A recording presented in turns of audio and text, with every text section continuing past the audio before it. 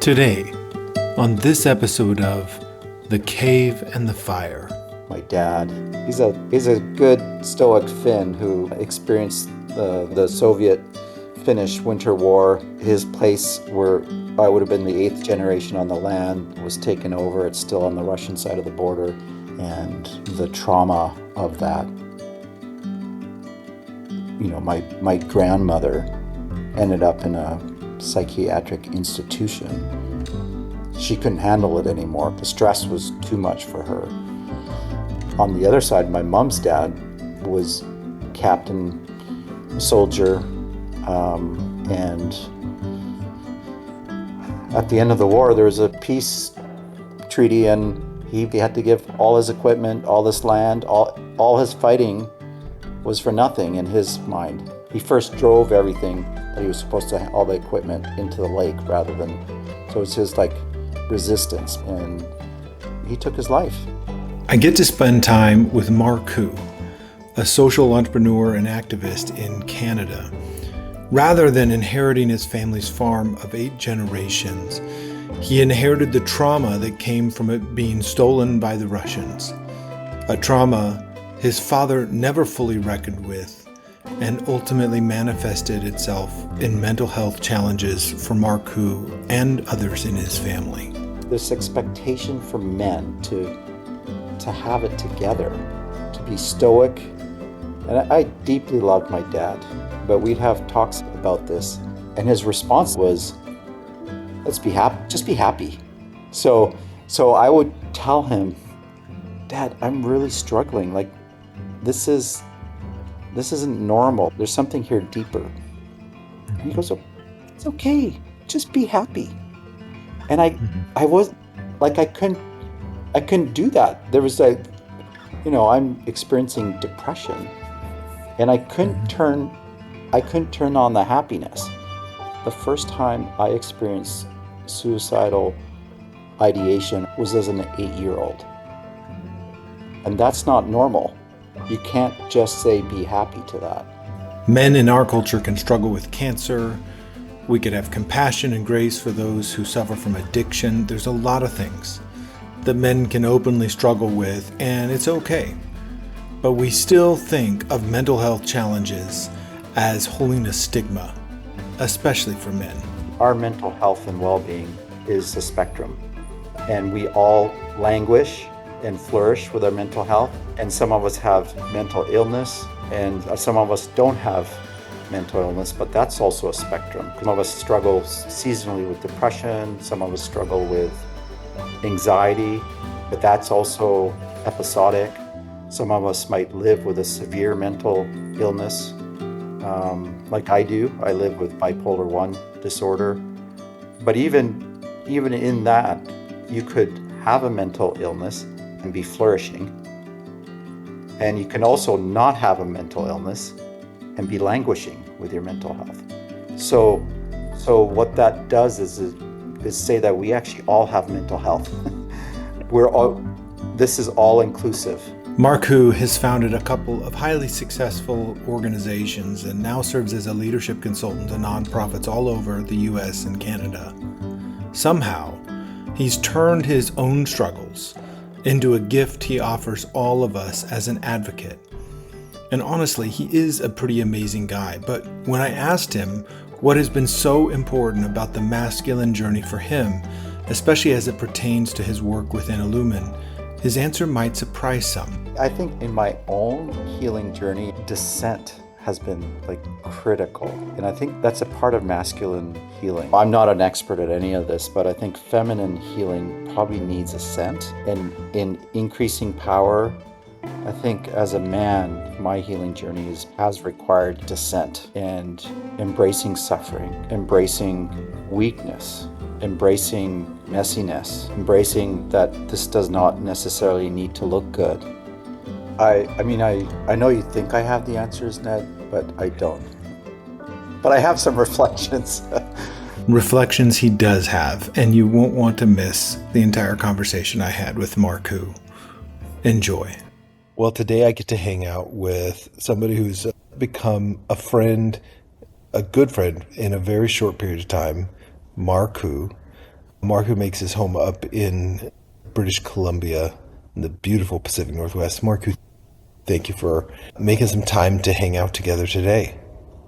Oh, Ned, this is such a privilege. I'm really looking forward to hanging out with you and chatting. So you got involved in Illuman relatively recently. Tell me like where you were in life when that happened and just kind of tell me your story of introduction into Illuman and what that's been like. Yeah, it's been a long journey actually. I've been reading Richard Rohr for maybe over 15 years, and then a friend who is a part of Illumin. I mean, I already knew I read Adam's Return. I was like totally primed, and then just a friend happened to say, "I'm a part of this Illumin group." I go, "What, really?" And he's this friend is a lot younger than me, and he looked at me and said, "I think you should do the Elders' Rites of Passage." And I was about 45 at the time. He was about a little bit younger than me, so I've been hassling him since then. But it probably took me 6 years just from then to actually getting to the rites because of things that happened in my life. But when I eventually made it, wow, it's like I came home. And you're speaking, as you've mentioned a couple things. So, first of all, of course, Richard Rohr, the Franciscan priest, who is really, you could say, is probably one of the core founder and archetypal figure within the Illumin community. And the rites you're referring to, one is you already mentioned the elders' rites, but then I think you flipped and started talking about the men's rites of passage. Both of these are kind of seminal threshold moments, the men's rites of passage helps people as they transition into the second half of life. And then the elders' rights is aimed a little bit at people who are leaving adulthood behind and moving into kind of the eldering years with a sense and desire of wanting those final years to be full of generativity and significance. So you ended up finding yourself at the men's rites of passage, which is the kind of one of our core offerings that we've done all over the world. I think maybe over 10,000 people now have gone through that event in a number of different countries.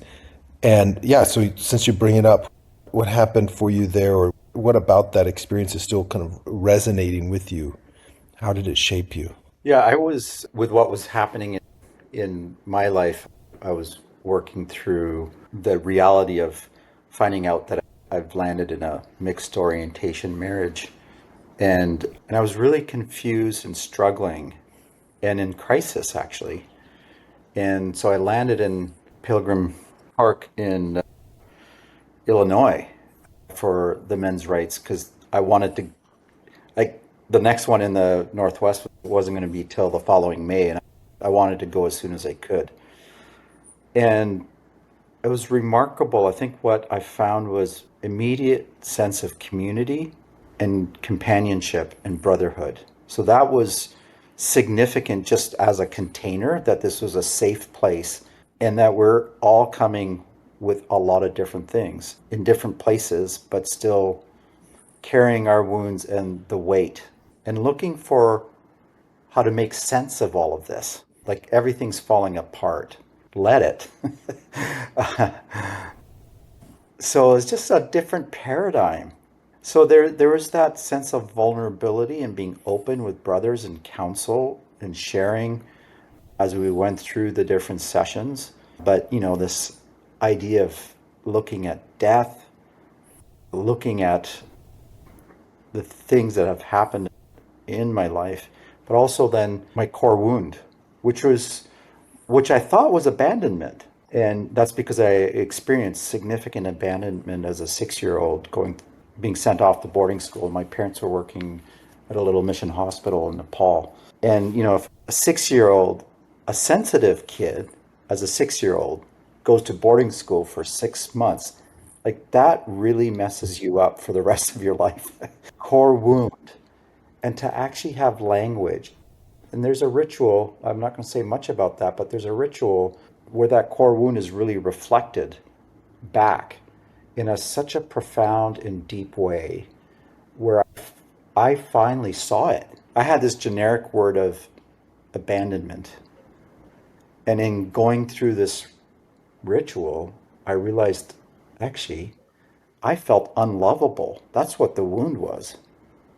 Mm. And that wound just got triggered all the time. And it created havoc in my relationships. So to have that sense of like, wow, this is what I'm this is what I've been carrying for my whole life.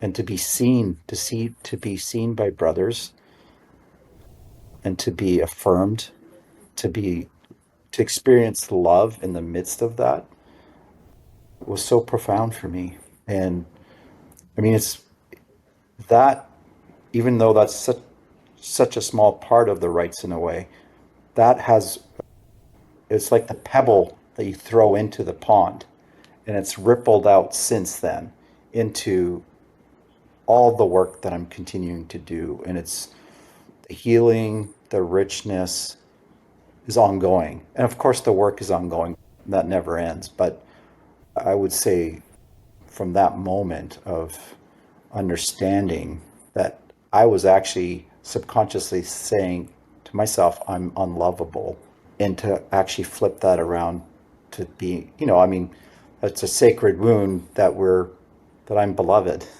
has been, and I mean, it's not that I've arrived, I'm never going to arrive, but that's been so profound and deep. And I think a lasting impact of the men's rites of passage. In I know that in the midst of that, also you've had your own story kind of woven through your relationship with your partner of mental health challenges. Just speak to that a little bit about what you've learned there, what your how your posture towards that is kind of evolved over time.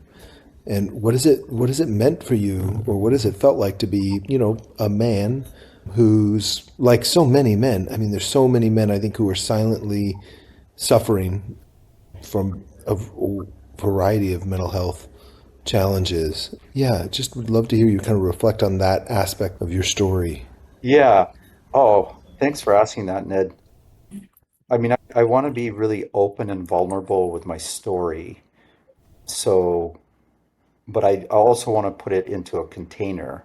Our mental health and well-being is the spectrum, and we all languish and flourish with our mental health. And some of us have mental illness, and some of us don't have mental illness, but that's also a spectrum because some of us struggle seasonally with depression. Some of us struggle with, could be anxiety, but that's also episodic. Some of us might live with a severe mental illness, like I do. I live with bipolar 1 disorder.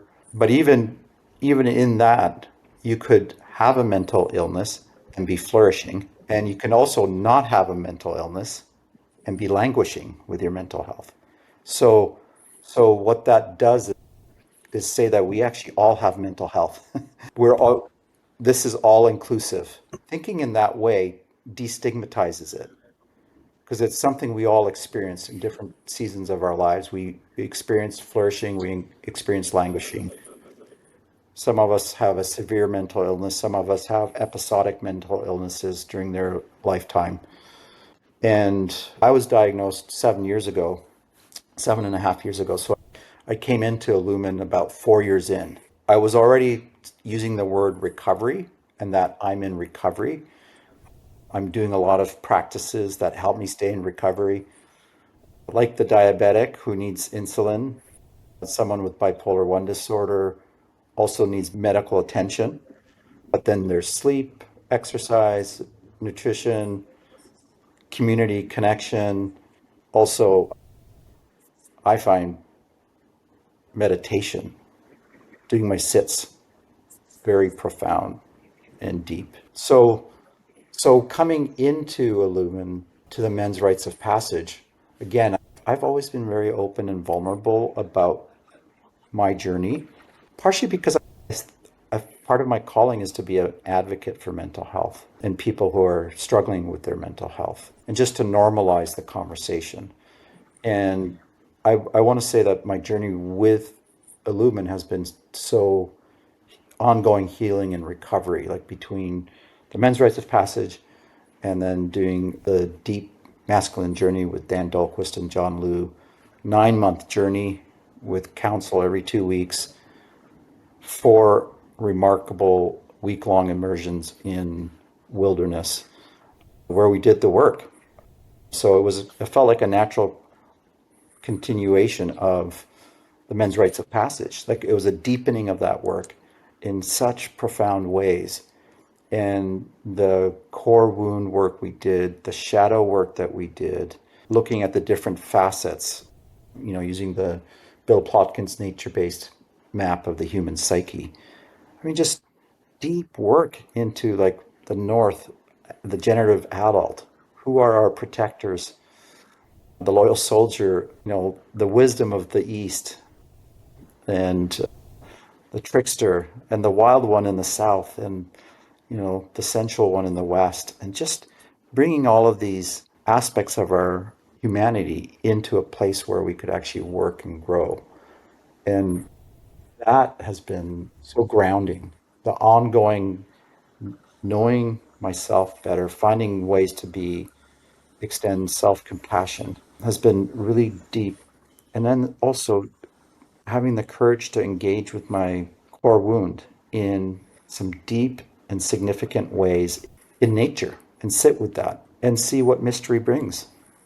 And it's been so profound. It's been so healing. I think this is a common experience for many of us with Illumin, whether we're coming from a place of recovery with, a substance use or a mental health challenge like depression or anxiety or, bipolar disorder or one of the other places of challenge.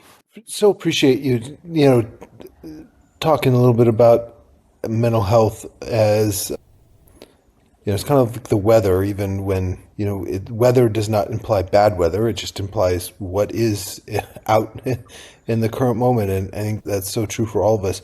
And probably so many of us, kind of to use that language, we might even think we're flourishing when we're actually languishing. It's like sometimes our own awareness of how we're doing, it's might be a bit off given, it just makes total sense that it would be that way given the culture, the fast-paced culture, the technology-driven culture in which we live, the culture of the individual, the culture of really trying to suppress some real deep needs that we all have as humans by continuing to consume, more and more, whether it be goods or media or whatever.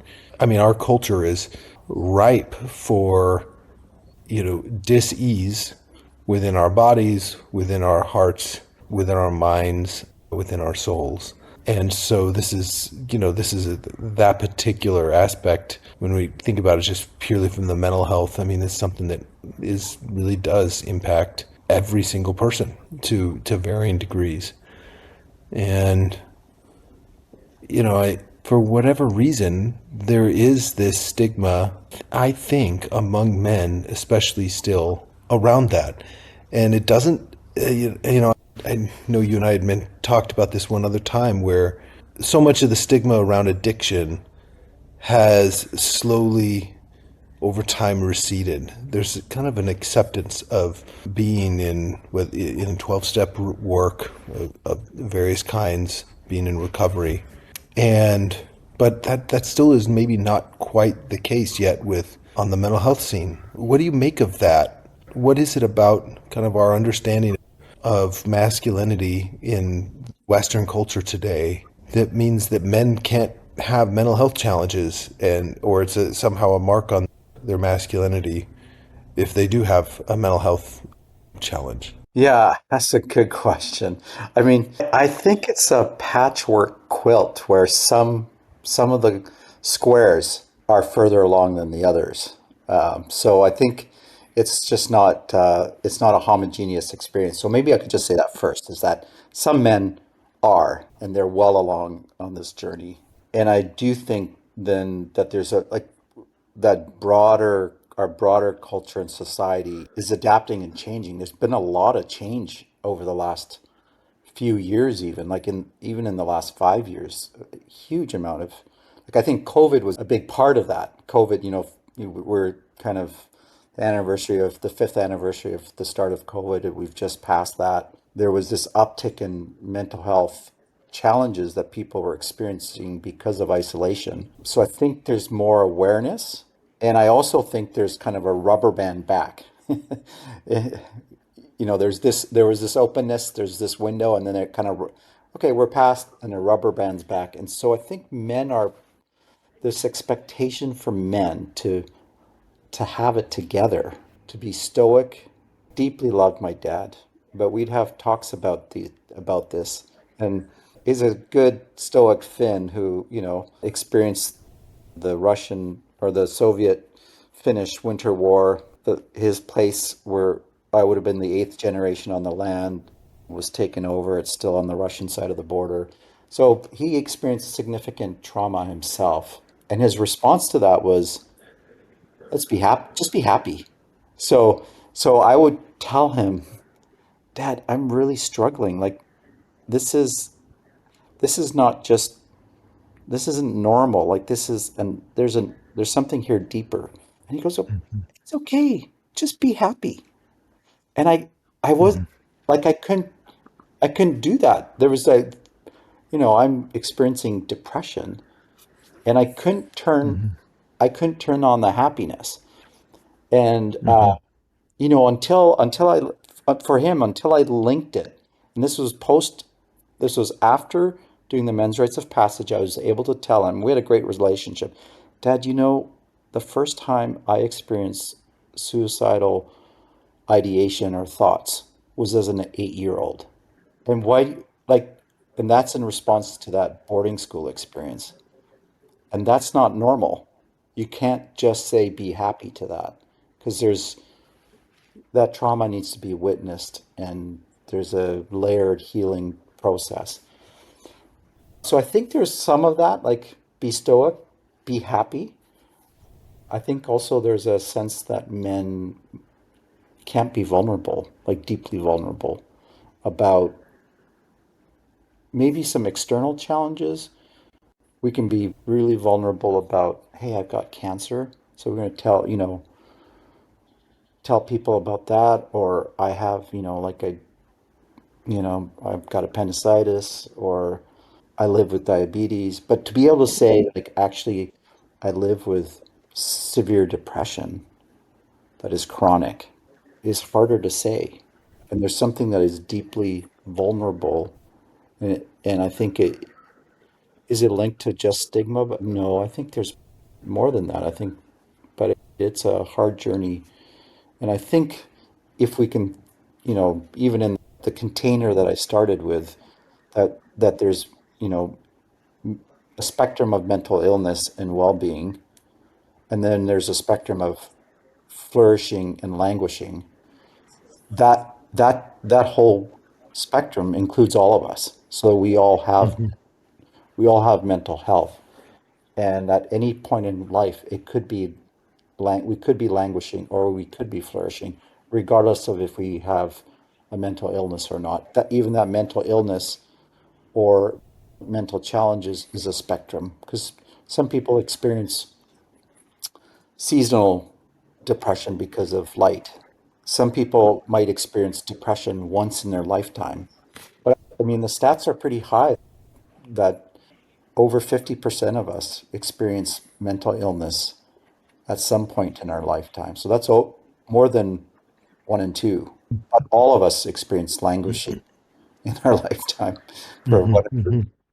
So, And yeah. sometimes I'd love just, and if there's a kind of take a look at that word and even that idea of languishing, because it's important just to note, like, so often we think of, oh, languishing bad, flourishing good, right? Or being in depression bad, feeling happy good, and that might be to some level. I mean, I guess that's maybe just because it shows our preference. Like, who really wants to sign up for suffering? But suffering and really staying with it and tending to it and being curious about what's beneath it and where's it coming from and why and what's it asking of us at this point.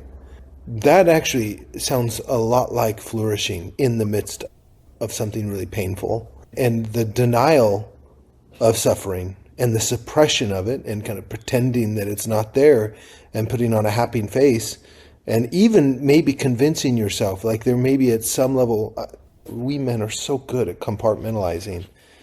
There, maybe even at some level in our consciousness where that we can live that life and just kind of tap into that a bottle of happiness. But that's actually not flourishing. That sounds a lot like languishing. I'm Yeah. so struck by this image of your father and the loss of being removed from the land that for after 8 generations, and then his response of, and that's what I mean, that you just think generationally, that's what men did in that generation is no one taught them how to grieve.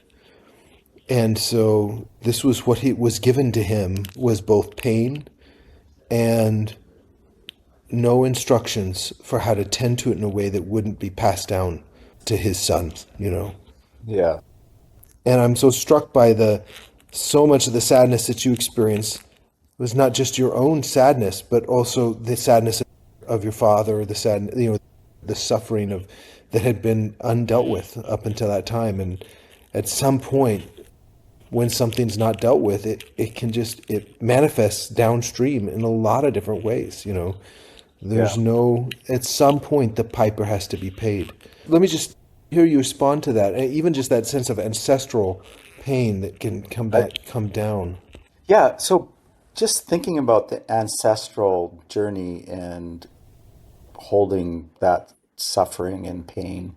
And I mean, I want to just affirm where you went with this, Ned, that actually part of the issue is that we don't sit with suffering well. That indeed, like our worldview and theology, for lack of a better word, around suffering, our posture is kind of often kind of grit our teeth and get through it versus accepting and experiencing that suffering. And, you know, I love the image at Awaken that one of our indigenous elders brought was that the buffalo always faces into the storm because that's the quickest way out is to actually embrace the storm and walk into it. And so I think that's true with suffering too. That often if we actually lean into that suffering and really accept what it has to teach us, that we find that it's never one-sided. It's never like, oh, life is so great, everything's good. And it's not all suffering either. But there's actually two sides. That it can be that we're suffering deeply. And at the same time, it can be that we're experiencing goodness and hope and joy. And I call that sweet sadness. Mm-hmm. So I think that's profound. Getting back to the ancestral, I mean, just to be open, just even a mental health challenge, like I would say my dad had 8 siblings and, you know, the trauma of that, you know, my grandmother ended up in a psychiatric institution of what they back then called a mental breakdown. But just the trauma and the stress of that, with her husband off the front lines, getting moved off site, off from the home with 3 kids, you know, under 6. Just the trauma of that, she couldn't handle it anymore. That was her psyche. Like it was too much. The stress was too much for her. So on the other side, my mom's dad was also, you know, captain, a soldier. At the end of the war, there was a peace treaty, and he basically had to give all his equipment, all this land, all his fighting was for nothing in his mind. And so he took his life. Well, he first drove everything that he was supposed to, all the equipment into the lake rather than, so it was his like resistance, but that was a then shame. And so So the impact of that trauma, like, my mom, my dad, and just my heart goes out to Ukraine right now. Like, just the significant generational trauma that's just going to be happening there. And I have other family members who continue to suffer from mental health issues or other issues, addictions, and because of the ancestral trauma and what we're carrying.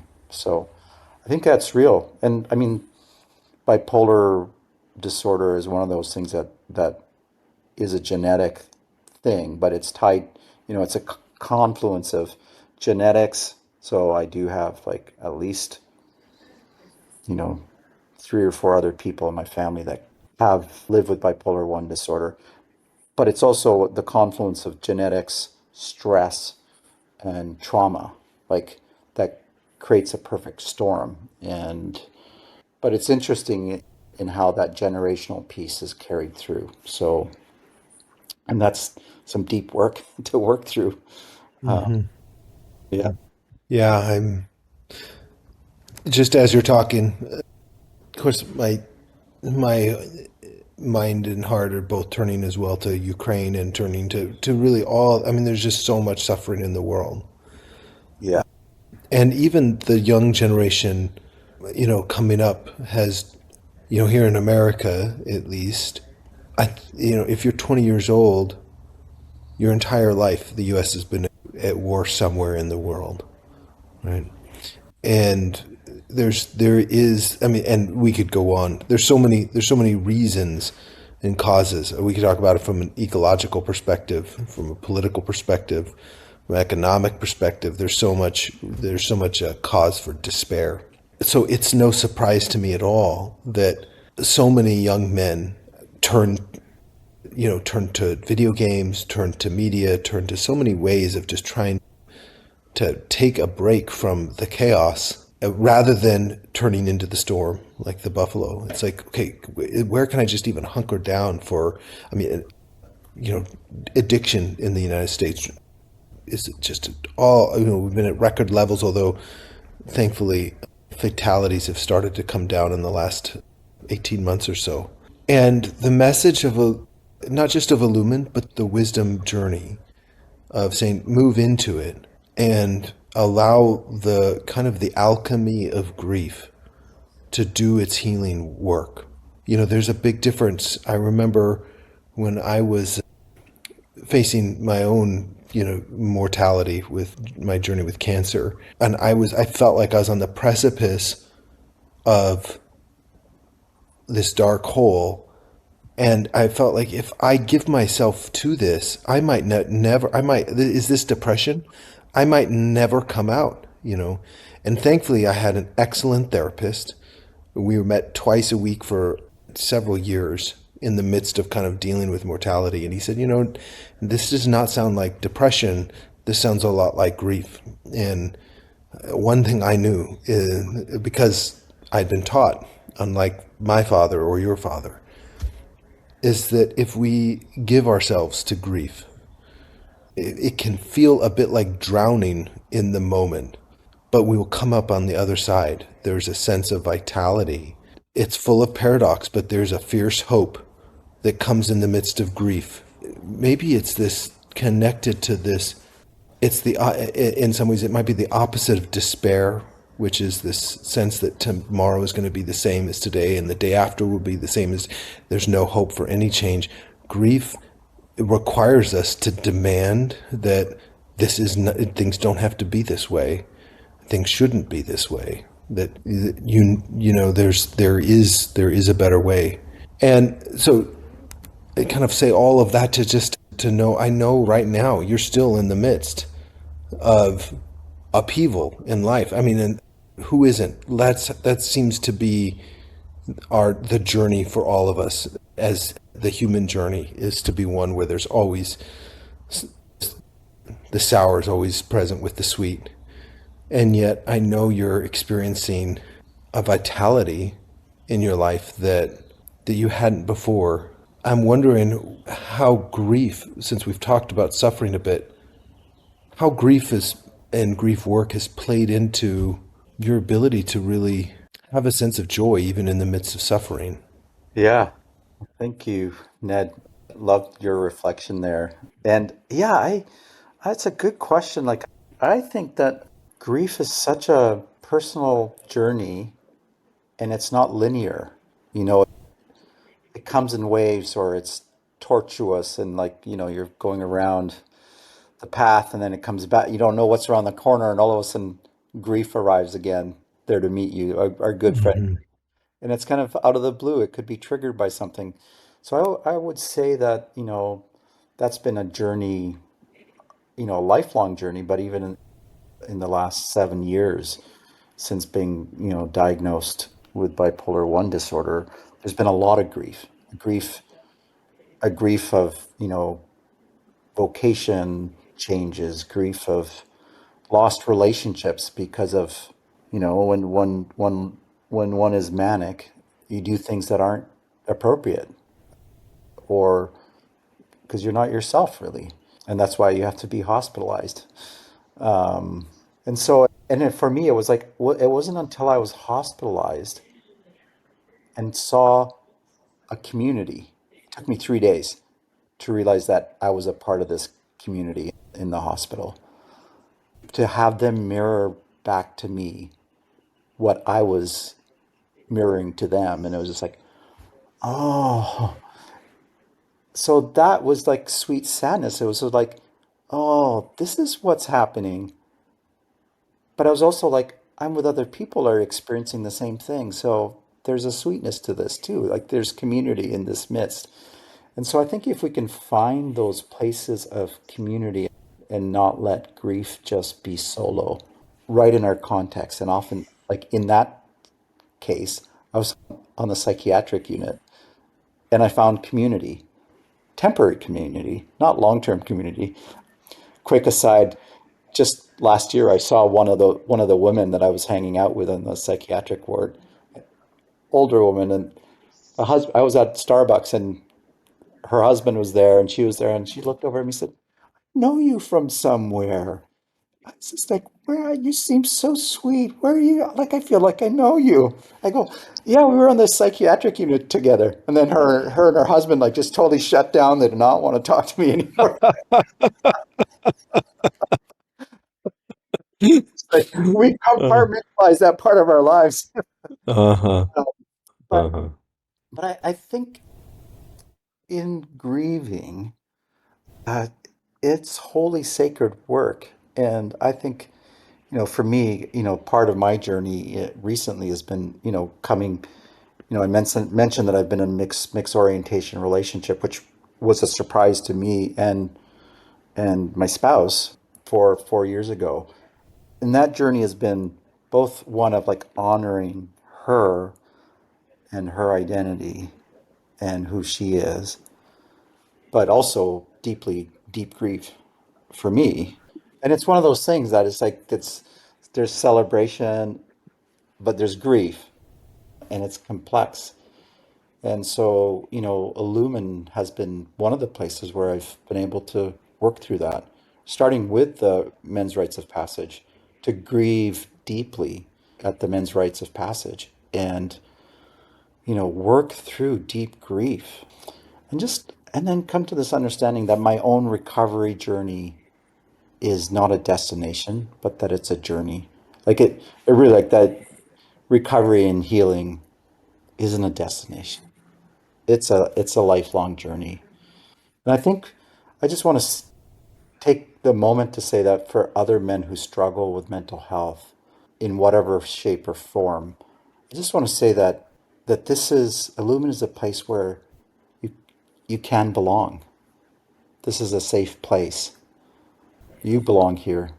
This is a place and a container for healing and recovery.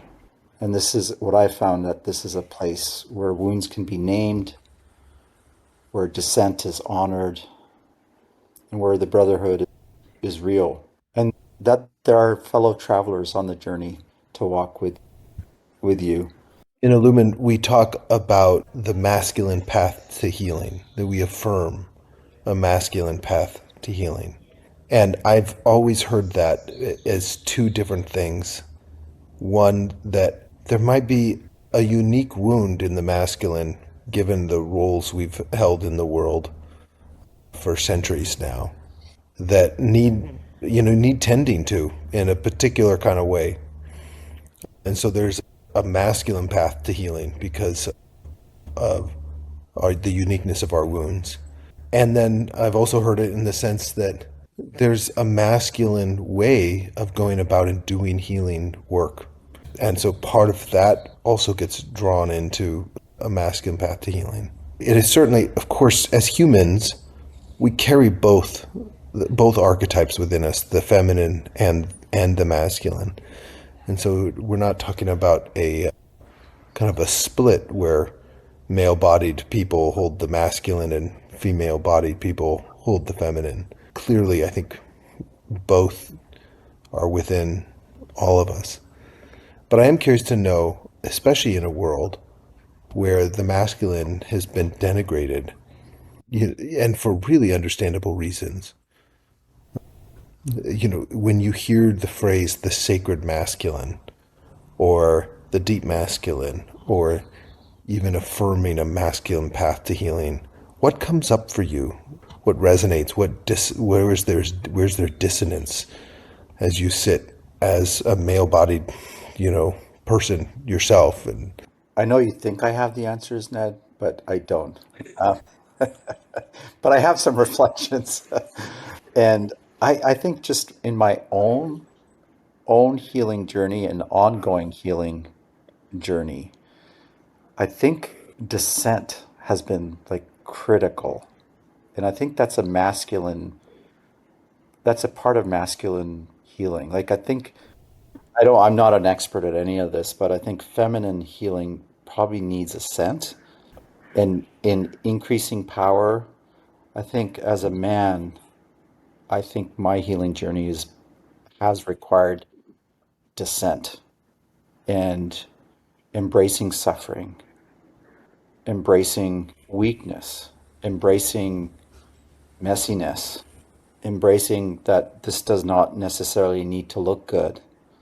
Of course, I'm a 3 on the Enneagram, so I'm all about achieving and looking good in my kind of worst moments, and my best moments, I'm about bringing people together and it's in pulling together, a project and providing hope. But we don't learn those lessons unless we descend. And I think that is part of the deep masculine is descent and being open to what mystery brings in that space and place.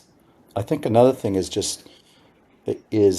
brotherhood and community. Women are so great at community, but men don't necessarily always have a place to go. And I think that's something unique that Illuman brings through council is just men being together and then retreats and all the different things where we can actually deepen these relationships and I mean, I don't know this Illuman brother that well, but I'm driving down. He's from BC, and I'm heading down to Victoria tonight, and I'm staying with him because he's an Illumin brother, and we're gonna have breakfast together. I mean, so I think that those relationships from council they kind of radiate out, and I think, and then the other part of it is healing. A healing journey needs witness, and I think in the midst of brotherhood and being in council or in individual conversations, there's a witnessing that happens, a witnessing of our pain, a witnessing of our journey, a witnessing of our suffering, witnessing of our healing. And that's deeply rich. And I think it creates a fabric and a container for a healing journey that is real and unique.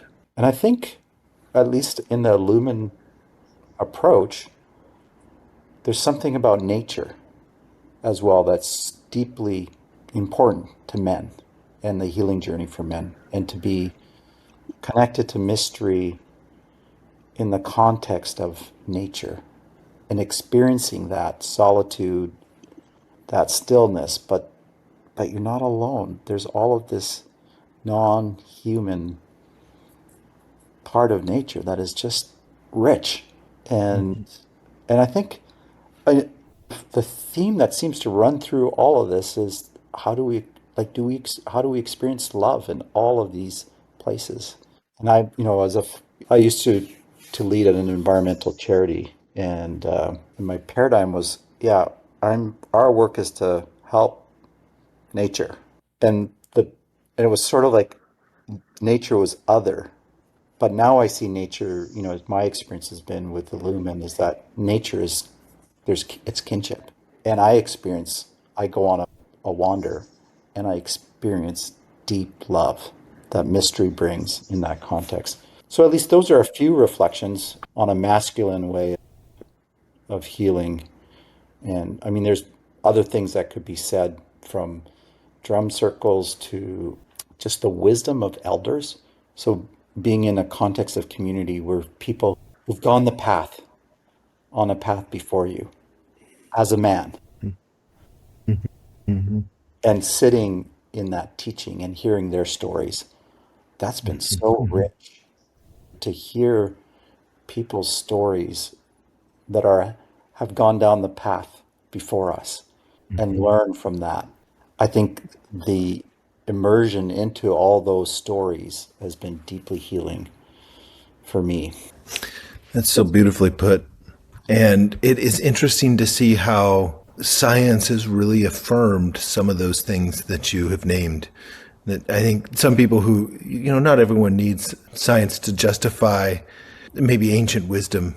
Like ancient wisdom can stand on its own. But I do think it's remarkable when the Western mind discovers something that has been known for some time in other cultures. Yeah. And so, even, just as an example, two of those things you mentioned, time and nature. I mean, they're now within, we know that this actually does bring healing to the body, on a physiological level. And it's an increasing practice in the US, still small. Japan, though, forest bathing is often prescribed by Yes. doctors, where they'll send people out into the kind of the great outdoors as a way of helping the body with any number of maladies. And it's remarkable. Drum circles is another thing you mentioned. And the science that looks at kind of at the human brain, and it looks at our bodies when it comes to drumming. I mean, I for one was never thought I'd be caught dead drumming. And that's a whole nother, I guess, I suppose a whole nother story. But as I learned a little bit about it, people with Alzheimer's, drumming has helped them recover memory. And people with cancer, drumming has, or any other number of physical kind of ailments. As people drum on a regular, after a certain amount of time, it stimulates the white blood cells and the T cells that help fight off infection and cancer. Women often get in sync with each other. Women live long enough together, and even their monthly cycles will start to be combined, kind of in rhythm with in sync. Men, when they drum together, what happens to their brain waves is after about 8 or 10 minutes, their brain waves not only go to a different state, everybody individually, but they start to sync up as a group as well. And so it's really quite remarkable, some of these ancient technologies that we've probably in the West have dismissed as not being really of much utility. And now we're learning, what, we probably should have paid more attention to what the elders had to say Yeah. from way back. So, Yeah. Some of the research you referenced, Ned, also talks about it not just being healthy for physically, but for mental health. mhm, Significant benefit of the forest bathing for mental health.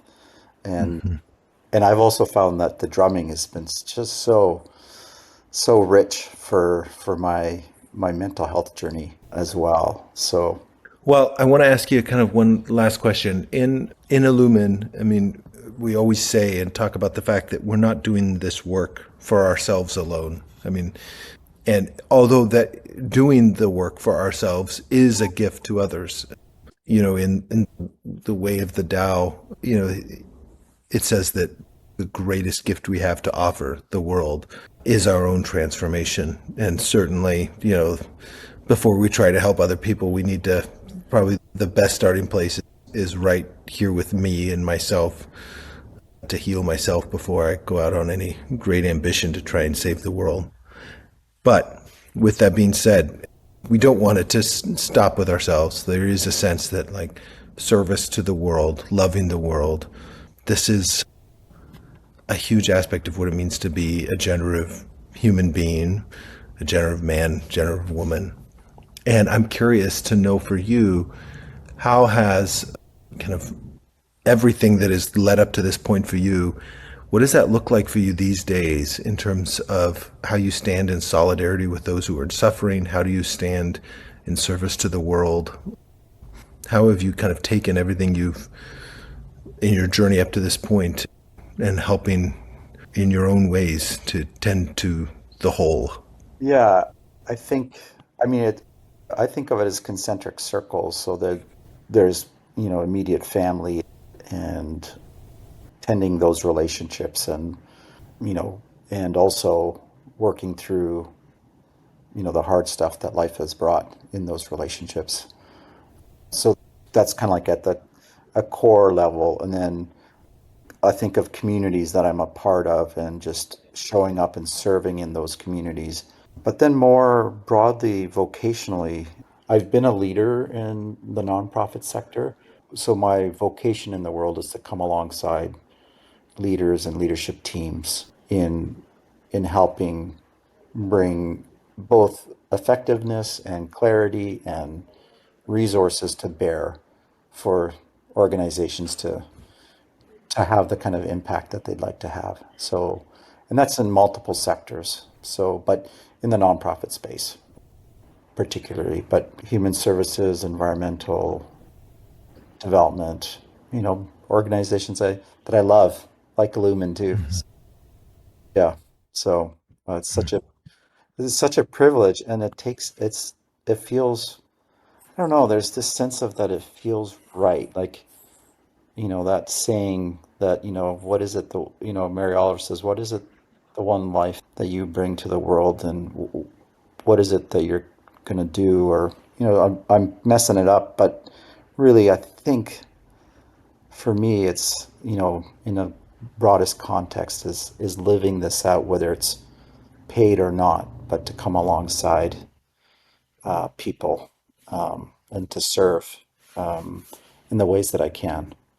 And to also discern sometimes that I can't serve and be gracious about bowing out when I can't. This is over my head. You need somebody else. Yeah.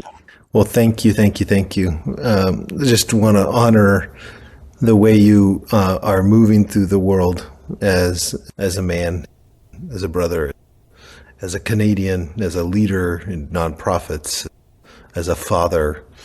And there's just so many places that in the time I've gotten to know you, it's been delightful to kind of see how you have put your shoulder to the harness and done what you can to contribute just by being yourself and by your authentic self, who you are. You're not trying to be anyone who you aren't. So it's such a delight to have gotten to know you. And thank you for making so much time today to chat and reflect and yeah.